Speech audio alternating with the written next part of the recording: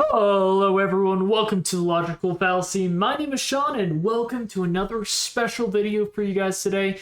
Today we're going to be reacting to matpat once again, game theory, because he just released a theory on the Warden Minecraft. It is back in popularity due to 1.19 releasing, but it never really goes out of popularity, shown by the fact this video is #1 on trending right now, which is absolutely fantastic. Yeah, it's awesome. So let's get into it. The Forgotten War of Minecraft. I'm interested to see this theory. I've seen some other theories and stuff, and I'm excited to see what game theory has to say about it. All right. Wither, the second boss of Minecraft. Oh, Haunting floating nightmare. the Wither. Explanation since its introduction back in 2017. The ancient builders, a civilization lost to history, their works brought to ruin, and their name eroded by time. Yes, the Master Builders. Which, you know, quite frankly, is copyrighted by Lego, so I don't know if you can actually use that word. I'm actually not sure if it's copyrighted, but matpat, that's from Lego. The Master Builders, that's like Emmett. Emmett's the Master Builder. Threat to this world. There can only be one. Blind rage engulfed in shadow. An unstoppable force fueled by souls Oh and gosh. by darkness. 3 groups, 3 distinct mysteries waiting to be solved, and all of them united by this. Oh, the new music disc, which I haven't listened to. I haven't gone to creative. Internet. Welcome to games. I haven't gone on creative mode yet. Or spectator. I actually recently, not on stream, found the Deep Dark. I was very upset I didn't find it on stream. I might stream again tonight, just reacting to, not reacting, but playing a little bit more Minecraft, because that's been pretty fun so far. Or I might do something else, but we'll see. Theory, the show that can't wait to hear you click that subscribe button. Yes. Subscribe. To not only him, but me. Is it safe? Are we okay? So, yeah, sorry about that. I kind of forgot the Warden was a thing. But can you blame me? The Warden was due to come out in the summer of 2021, but then the Deep Dark ended up getting removed from the update, which itself got split into 2 parts. Speaking of 2 parts, no, don't worry, this episode isn't a 2-parter, but we do have ourselves a second Minecraft video happening today over on Food Theory. Ooh. That's right, we got ourselves a Minecraft weekend, y'all. Well, here we're Minecraft weekend! The latest additions from the Wild update. Over on Food Theory, we're talking all about the Dream SMP, which honestly doesn't sound very foodie, but then Dream decided to go and kill Tommy in it using a potato. And you know where there is murder to be had, we'll probably find a way to make— Wow. With a potato.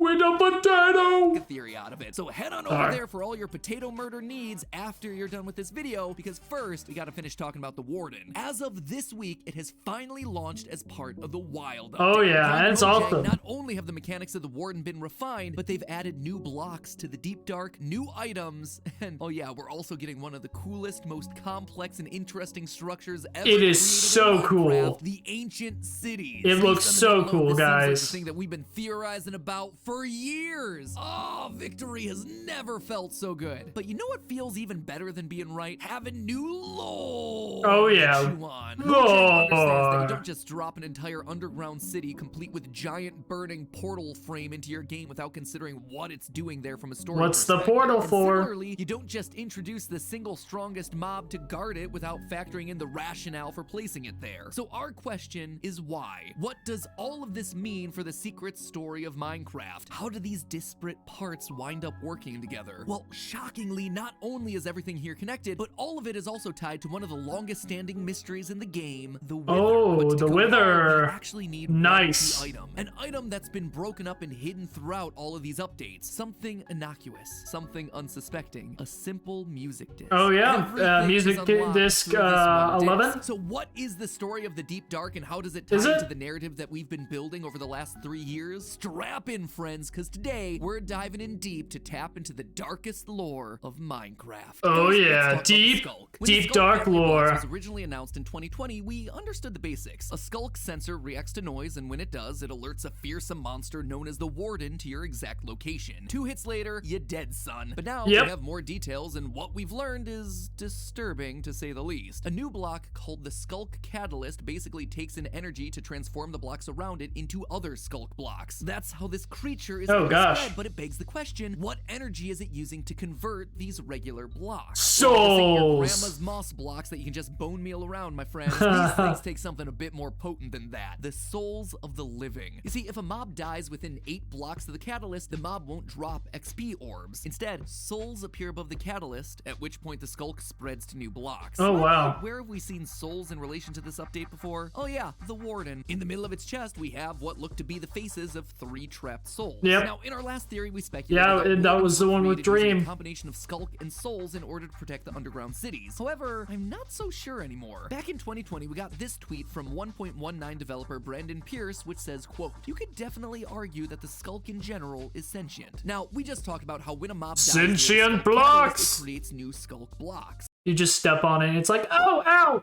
Why do you step on me? It's alive, guys. Don't step on the Skulk. Or you yourself are But it Skulk. can also create a new block called the Skulk Shrieker. This block is the key, because not only does it have souls swirling around inside of it, thereby confirming that it's being created from the souls of the dead, but it also makes these sounds. Yeah, guys, it's really creepy. Just like wandering for a few minutes in the deep dark. It is honestly very, very intense, especially when the lights start to literally flicker and go out and you're left in complete darkness. That's not fun. Yeah, great update. Fine. I didn't need to sleep tonight. Minecraft is totally a kid's game. Anyway, that shriek isn't just signaling Rated that for I'm about to take an everybody. adult diaper change. When it goes off, you'll hear another noise, the sound of something burrowing up to the surface. That something is the Warden. So what am I saying? Not here? always, Well, you know. I'm suggesting that the Warden wasn't created by the ancient builders to protect themselves. Instead, I think it was made by the Skulk to protect itself. When it senses danger, it summons a creature made of Skulk, an unstoppable force that acts as the final line of defense, trying to ensure the survival of this species. And this is actually Protect the supported by Warden Skulk. item drops. You see, if you manage to take one down, it drops a single Skulk catalyst. Oh, which really? honestly feels like a crummy reward for something so difficult. However, from a Wait, lore standpoint, You can kill the Warden? I thought that was like the joke. I thought it was an unkillable mob. Oh, we're definitely gonna have to figure out how to kill the Warden, aren't we?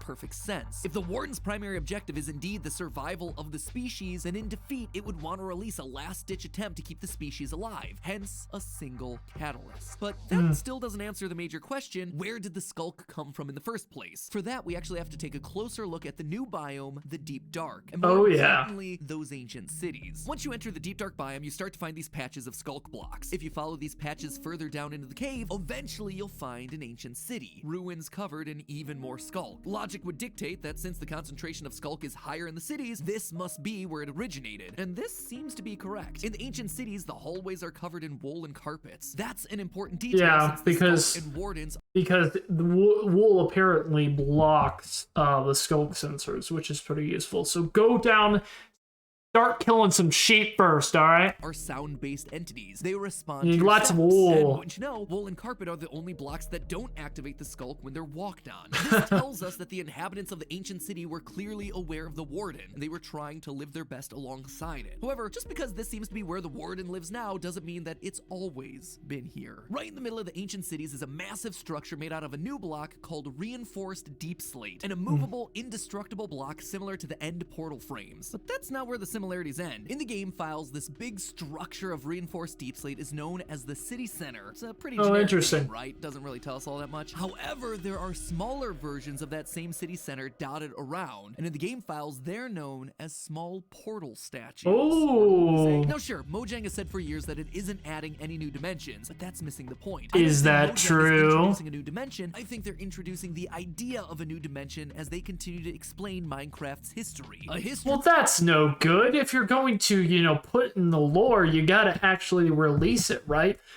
My theory is it's probably coming in a later update, definitely. There's been so many people theorizing about, but what do you guys think it will look like? Maybe like just Skulk everywhere, just like a small room of Skulk, and then the Warden just comes out and instant kills you.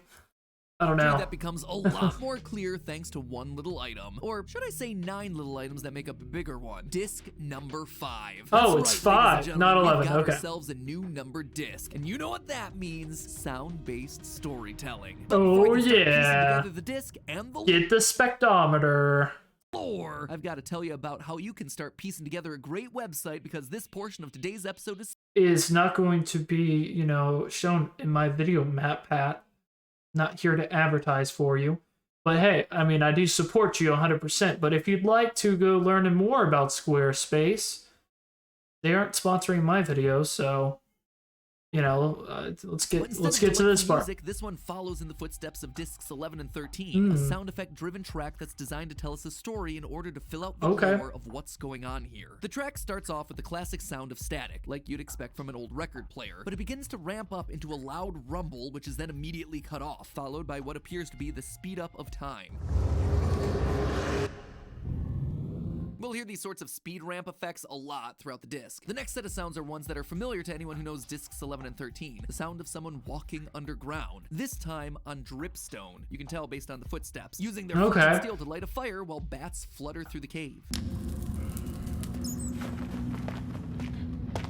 However, as this character walks, such a cool concept, turns into a march, which is then joined by other footsteps coming from what seems like heavily armored soldiers. So you can make out sirens going off in the background.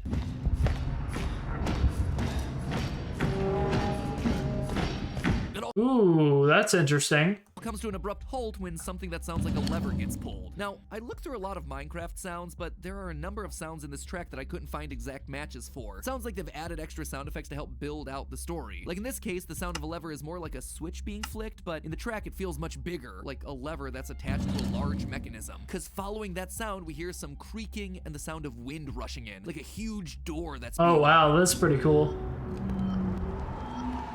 After this, we hear our character take a deep breath, only to then hear a monster shriek. So far, it feels relatively self-explanatory. The first person we hear walking is someone leading a charge or a group of soldiers, lighting a torch to help them walk underground. In the distance, we hear the warning sirens of a city blaring. They open the door in order to defend the city against something when suddenly, the disc has a weird break. We hear 23 seconds of just music. It's almost like different discs smashed together. It was in fragments, after all. That would also probably explain all the time warping effects we hear throughout the track. Different chunks of the disc were recorded at different RPMs, which is why the audio is constantly warping and shifting. Oh, anyway, interesting. When the music ends, we're back to the story. Bubbling lava. That's pretty cool. I love like the visuals that creates, and I love audio-based storytelling. It's really interesting. That's why I enjoy watching ARGs and listening to ARGs, because they're telling stories in ways that aren't, you know, just in your face. They're discreet, which is I love. Lava can be heard, while more footsteps on dripstone move towards an amethyst. They break the block, and doing so seems to set off some sort of a cave-in.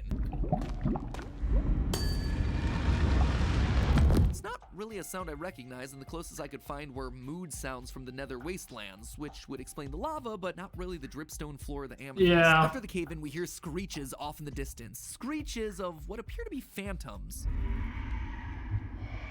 Doesn't make a whole lot of sense underground. However, very shortly afterwards, we hear our character run quickly, and the terrain changes from dripstone to stone to dirt. Meaning that he's running relatively close to the surface. Near the clanging of tools as they collect materials, coughing as they light fires to see.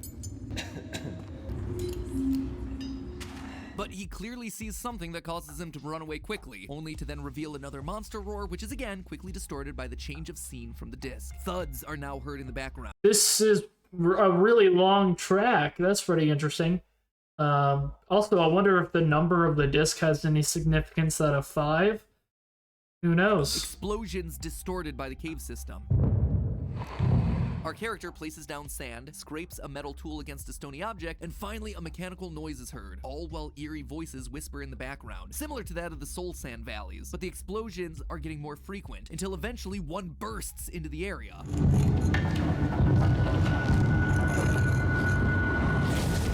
There's a Are we finally gonna get, like, stuff to make mechanical machinery? Are we finally gonna get the gears? Tell us, Mojang, are we getting gears to make those machines that are gonna, you know, turn on the machine that's gonna spawn wardens, I don't know. Brief moment of silence before suddenly the reverse sound of glass is heard, and we hear the souls shriek in a huge gust, leaving nothing but a warping hum in the background, all of which sounds very similar to the creation of a portal. Huh. Is it showing us the creation of the Warden? Although that would kind of defy what he's saying with it being natural, so I doubt it.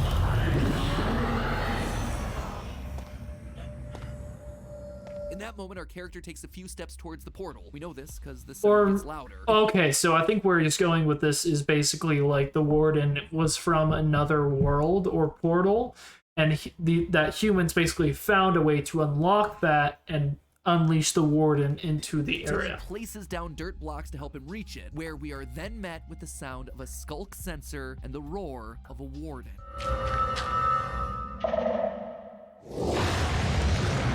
The tape actually winds down here, but there's actually one more sound mixed in with the Warden roar. Listen carefully.